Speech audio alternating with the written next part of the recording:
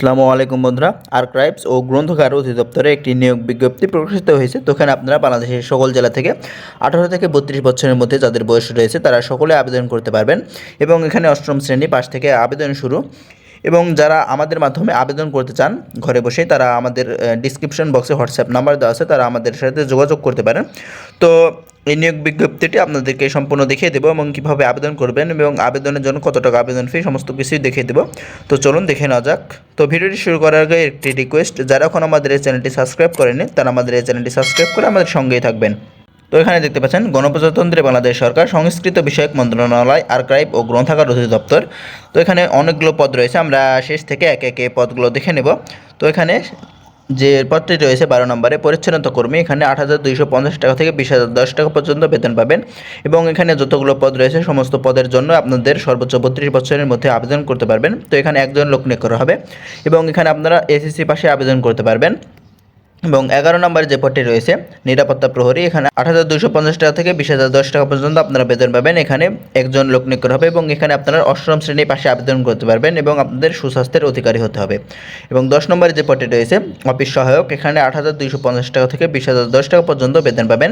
এখানে 4 জন লোক নিয়োগ করা হবে এবং এখানে আপনারা এসএসসি পাশে আবেদন করতে পারবেন। এবং 9 নম্বরে যে পদটি রয়েছে রেকর্ড শটার, এখানে একজন লোক নিয়োগ করা হবে এবং এখানে আপনারা এসএসসি পাশে আবেদন করতে পারবেন। এবং 8 নম্বরে যে পদটি রয়েছে বুক শটার, এখানে 8,500 টাকা থেকে 20,570 টাকা পর্যন্ত আপনারা বেতন পাবেন এবং এখানে একজন লোক নিয়োগ করা হবে এবং এখানে আপনারা এসএসসি পাশে আবেদন করতে পারবেন।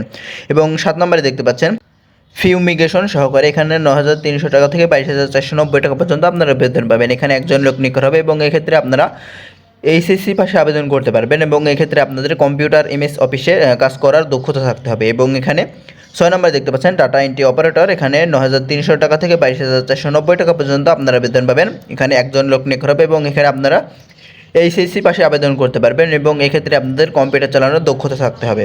এবং 5 নম্বরে স্টক রুম সহকারী, এখানে 9,300 টাকা থেকে 22,490 টাকা পর্যন্ত আপনারা বেতন পাবেন। এখানে একজন লোক নিয়োগ করা হবে এবং এখানে আপনারা এইচএসসি পাশে আবেদন করতে পারবেন এবং এক্ষেত্রে আপনার কম্পিউটার অফিসের কাজ করার দক্ষতা থাকতে হবে। এবং 4 নম্বরে দেখতে পাচ্ছেন জুনিয়র টেকনিক্যাল অ্যাসিস্ট্যান্ট, এখানে একজন লোক নিয়োগ করা হবে এবং এখানে আপনারা বেতন পাবেন 10,200 টাকা থেকে 24,680 টাকা পর্যন্ত। এখানে আপনারা কোনো স্বীকৃত বিশ্ববিদ্যালয় হতে ইতিহাস বা ইসলাম ইতিহাস বিষয়ে অনন্য দ্বিতীয় শ্রেণী বা সমমানের সিজিপিএতে স্নাতক বা সমমানের ডিগ্রিধারী হতে হবে এবং এখানে কম্পিউটারে এমএস অফিস কাজ করার দক্ষতা থাকতে হবে। এবং 3 নম্বরে কম্পিউটার অপারেটর, এখানে 11,000 টাকা থেকে 26,590 টাকা পর্যন্ত আপনারা বেতন পাবেন।